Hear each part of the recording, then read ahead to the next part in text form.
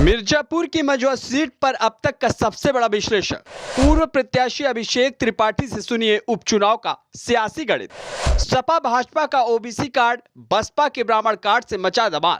पूर्व सीएम कमलापति के बेटे की सीट पर इस बार कौन मारेगा बाजी। उत्तर प्रदेश की 9 विधानसभा सीटों पर उपचुनाव हो रहे हैं। उन सीटों में से एक चर्चित सीट है मझवा। मिर्जापुर जनपद में आने वाली मझवा सीट भाजपा विधायक विनोद बिंद के सांसद बनने पर खाली हुई है। उपचुनाव में भाजपा ने पूर्व विधायक सुचिस्मिता मौर्य और सपा में पूर्व सांसद की युवा बेटी डॉक्टर ज्योति बिंद पर दांव लगाया है। सत्ताधारी भाजपा और मुख्य विपक्ष सपा के ओबीसी कार्ड से मझवा की सियासत गर्म हो रही थी। मझवा की सियासत गर्म हो ही रही थी कि बसपा ने ब्राह्मण चेहरे दीपक तिवारी को मैदान में उतारकर मुकाबला त्रिकोणी कर दिया है।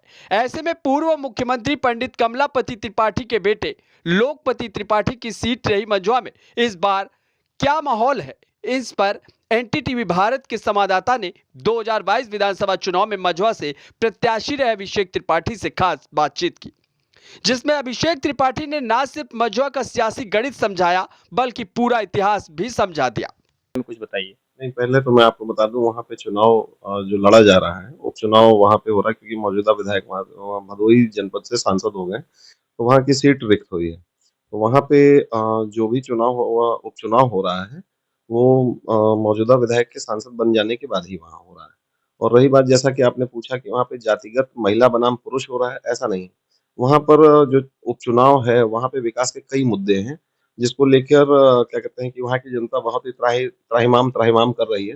जैसा कि आप जानते ही हैं कि मैं वहाँ से पूर्व प्रत्याशी रहा हूँ और मेरा टिकट मैं भाजपा से काफ़ी प्रयासरत था, लेकिन भाजपा ने नहीं दिया, तो मैं प्रगतिशील समाजवादी पार्टी से मैं प्रगतिशील मानव समाज पार्टी से मैं वहाँ पे प्रत्याशी बनाया गया था। लेकिन स्थितियों के अनुकूल नहीं हो जाने के कारण जो है, इतने ज़्यादा वोट नहीं मिल पाए थे। और बाकी जो वहाँ पे विकास का मुद्दा है, वो काफ़ी ज़रूरत का है। जो विकास का वहाँ का मुद्दा है, वो काफ़ी प्राथमिक है और विकास के मुद्दे पर वहाँ पे अगर जाएँगे, पंडित लोकपति त्रिपाठी जी वहाँ सन 80-84 में विधायक हुआ करते थे। जितने नलकूप, जितने वहाँ पे रोजगार और जितनी सड़कों का निर्माण उन्होंने किया, उसके बाद से कोई भी विधायक या सांसद कोई भी वहाँ से बना, मिर्जापुर जनपद से सांसद बना या मझवा विधानसभा से कोई विधायक बना, किसी ने भी विकास कार्य नहीं किया। आप एक बार स्वयं मझवा विधानसभा घूम कर देख लीजिए, आपको खुद ही पता चल जाएगा कि वहाँ पे कितना विकास हुआ है, कितना विकास नहीं हुआ। नहीं, नहीं, इस बार हमारा कोई लड़ने का ऐसा कोई मूड नहीं था और भविष्य में देखा जाएगा कि आगे क्या है। नहीं, नहीं, हम किसी को नहीं सपोर्ट कर रहे हैं, वहाँ पर जो भी विधायक जनप्रतिनिधि जीत के आएगा, अच्छा है कि मझवा की विधानसभा में ठीक-ठाक जनता है। जो जाति समीकरण है वहाँ का लगभग 60% एससी, ओबीसी है और 40% में वहाँ पे जनरल कास्ट के लोग हैं। वो जो भी विधायक बनकर आए, लोगों का विकास करें। नहीं, वहाँ पर देखिए 82,000 ब्राह्मण हैं, 62,000 नहीं 82,000 ब्राह्मण हैं, 10 से 12,000 क्षत्रिय हैं और लगभग 15 से 20,000 जो है भूमिहार कास्ट के लोग हैं।